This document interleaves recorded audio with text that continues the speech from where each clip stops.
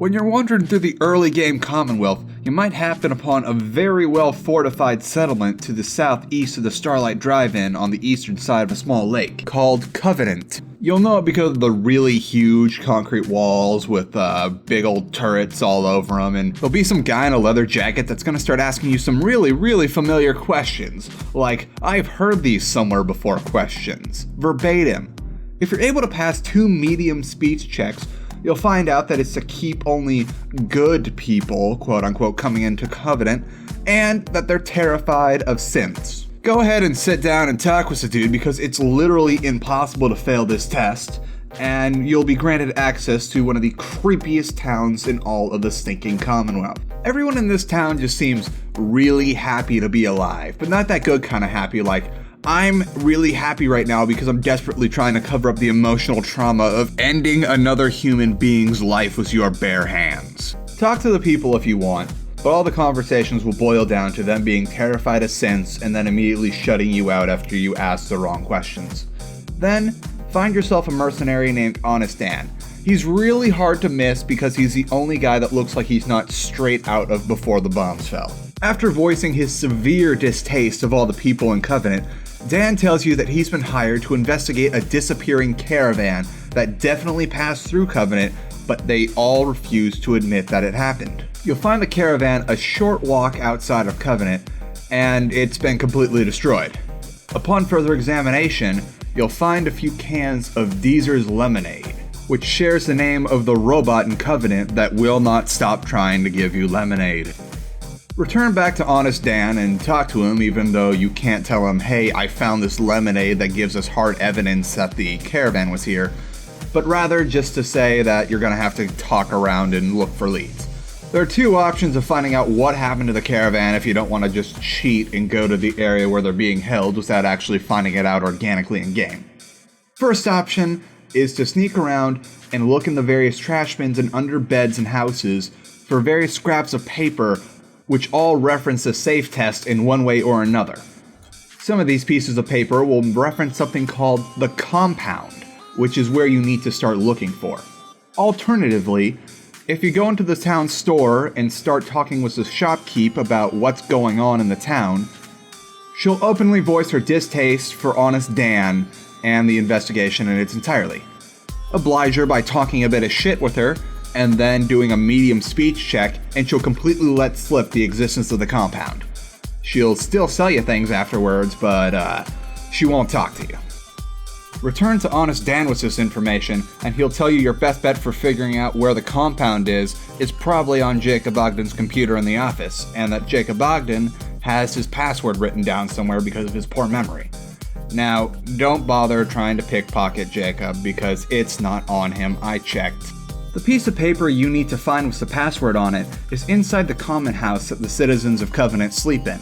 It's sitting on a nightstand next to a key for the common house, right outside the door. If you try to enter this house while the door's open, the citizens of Covenant will turn threatening and eventually hostile. However, they don't care about you hanging out on the porch of that house, and if you crouch while on the porch, you can just grab the piece of paper with the password on it and the key if you really wanted to from outside the house. They don't consider it hostile to be on the porch, and apparently the picket fences are enough to keep you hidden because I did this with an agility of 1. Now that you have the password to the computer, go inside of the office and just wait for nobody to be around. If you crouch while accessing the terminal, no one will be able to see you. Read the information on the terminal and it will give you the location of the compound. Now, if you want to play around with the endings of this quest, I would highly suggest you save right now.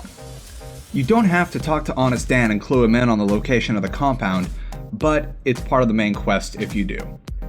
Telling Dan about how you found the location of the compound will tell him that he's going to meet you at the entrance and that you should just walk over there as soon as possible.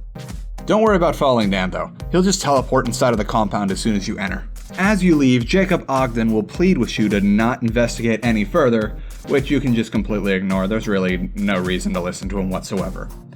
Upon traveling to the compound and meeting up with Dan, you'll immediately enter an antechamber and be greeted with some serious firepower.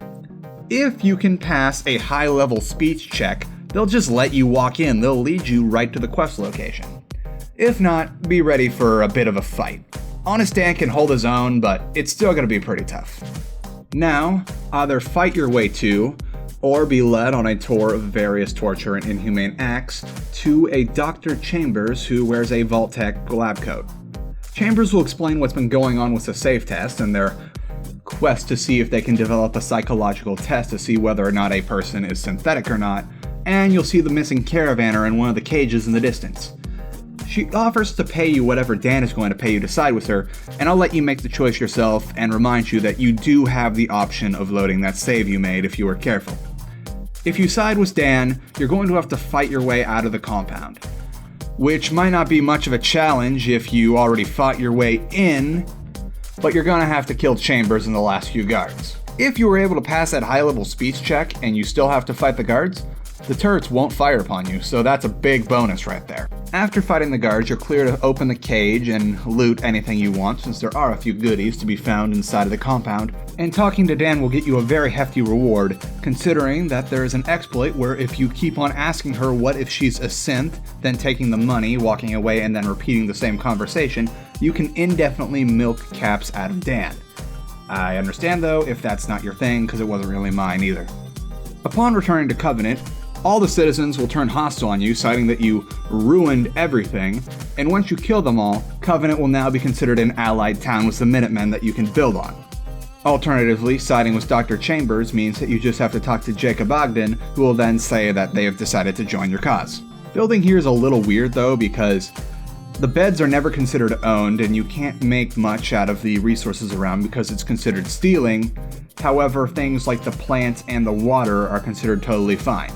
The turrets also do not count as civil defense, even though they will tear any raiders that come by to pieces if they can even get close to the walled city that is Covenant.